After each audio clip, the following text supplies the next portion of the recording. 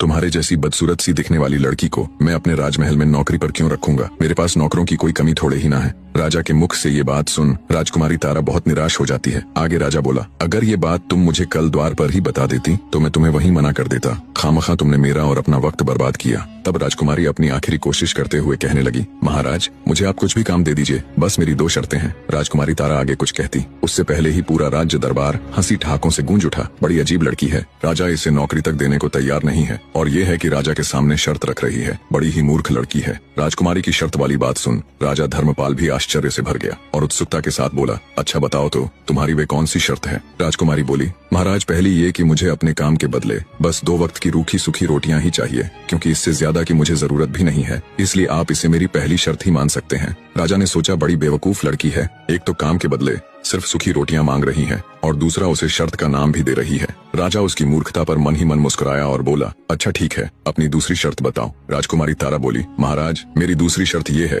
अगर मुझसे कोई गलती हो जाए, कोई भूल हो जाए तो आप मुझे नौकरी से नहीं निकालेंगे, भले ही मेरी गलती के बदले मुझे कोड़े मारने की सजा दे दीजिएगा। इतना कह राजकुमारी तारा घुटनों पर बैठकर राजा के सामने गिड़गिड़ाने लगी और बोली, महाराज मुझ अनाथ पर दया कीजिए, अब आप ही मेरी आखिरी उम्मीद हो, कृपया मुझे मना मत कीजिएगा। उसको यूं गिड़गिड़ाते देख राजा धर्मपाल को उस पर दया आ जाती है। अंततः वे उसे जानवरों के बाड़े का काम दे देते हैं। राजा के पास बहुत गाय थीं, जिनको खिलाने पिलाने से लेकर उनको चराने ले जाने और बाड़े की साफ सफाई तक का सारा काम राजकुमारी तारा को सौंप दिया जाता है। उसके रहने की व्यवस्था भी पशुओं के साथ बाड़े में ही कर दी जाती है। राजकुमारी तारा अत्यंत खुश थी। जब एक नौकरानी चंदा यानी राजकुमारी तारा को बाड़े के पास लेकर जाती है तो राजकुमारी तारा को बाड़े से कुछ ही दूरी पर राजकुमार अभिमन्यु खड़े हुए दिखाई देते हैं। ऐसे अपने पति को बस कुछ ही कदम दूर खड़े देखकर राजकुमारी तारा का हृदय अंदर से उमड़ आता है। उसकी आंखों में खुशी के आंसू आ जाते हैं। एक साथ पता नहीं कितनी ही भावनाएं राजकुमारी के अंदर बह रही थीं।